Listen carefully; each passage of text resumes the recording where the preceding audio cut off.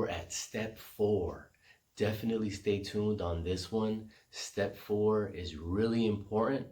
And so it's a lot of fun after this part too, I tell you what, because basically what we've been doing this whole time is just setting everything up for the fun part. So thank you in advance for your support, and most certainly I'll see you there. If you've seen the previous 3 videos that I've already uploaded, I definitely suggest that you do if you haven't, but each one of those describe in great detail of what each one of the steps are. So step 1 was lender, and I hope you can read this. Lender. Second one was contract. You want to get them in contract.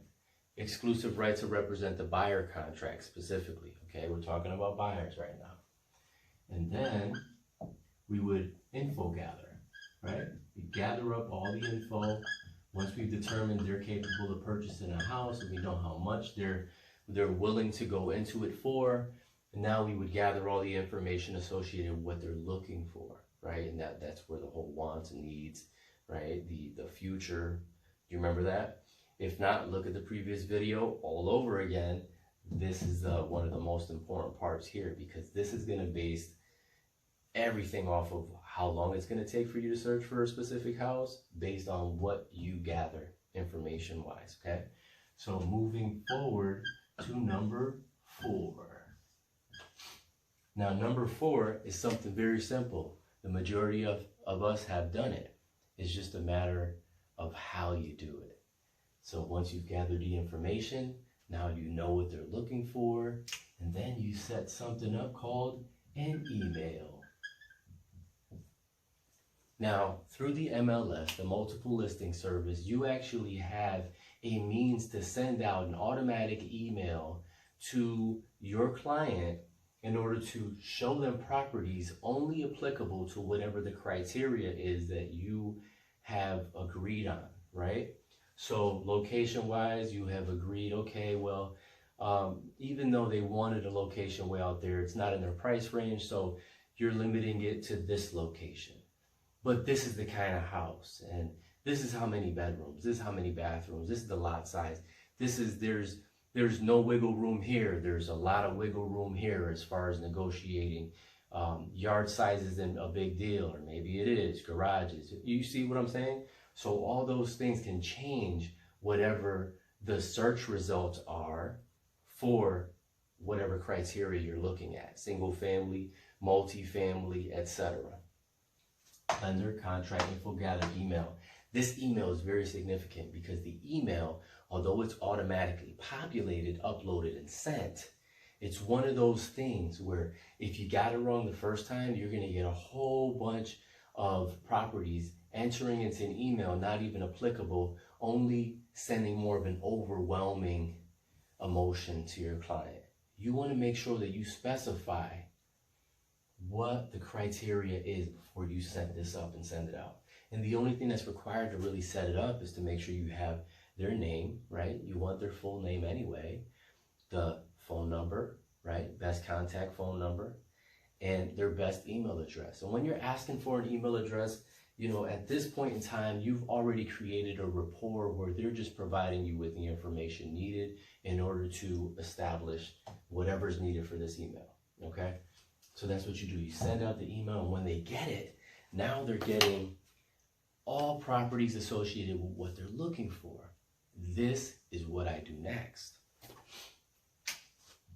The email's set up, they get their first email, they're like, whoa, there's 129 different locations I have to sift through. Beautiful thing, because it's really exciting. They know they have the money to pay for any one of those houses. They know it's their choice, and this shopping is a fun thing, right? Especially for the largest investment of your life. I mean, come on. So email is all set and situated. Now they're trying to figure out, how am I going to look through this 129 of them and make sense of this? So what I ask for my clients to do is to chunk, right? You take homes here, you take homes there. You find a list of your top 50. Simple, right? It's just cross-eliminating, really.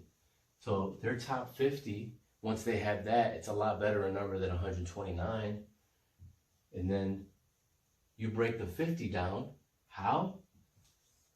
Ask them to drive around the neighborhoods. Tell them to choose a few each week. Drive about around the neighborhoods. Maybe they're familiar with some, so they automatically cut off 20 of them, but they still got 30. So you have them ride around the neighborhood.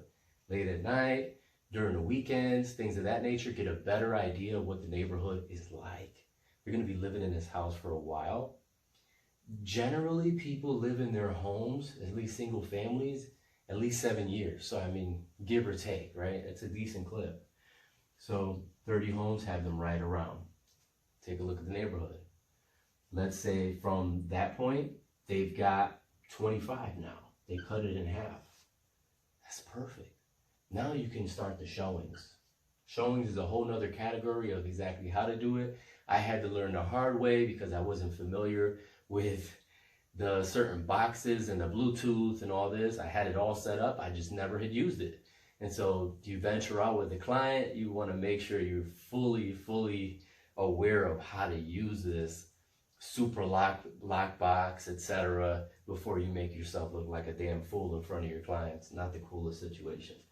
So what you mainly want to do after you've established the email is drop it down to the top 10. So as you have your top 10, now we're talking about real potential of closing the deal really soon. And so getting your top 10, it definitely is going to require conversations had after each one of the showings, but it's much better than 129. Wouldn't you agree? So thank you so much for your time. Really appreciate you. Feel free to like, subscribe, comment, share. I really appreciate that as well in advance. And just 3 things to remember as well. Love, respect, and always take that time to reflect. Much love, deuces, no excuses.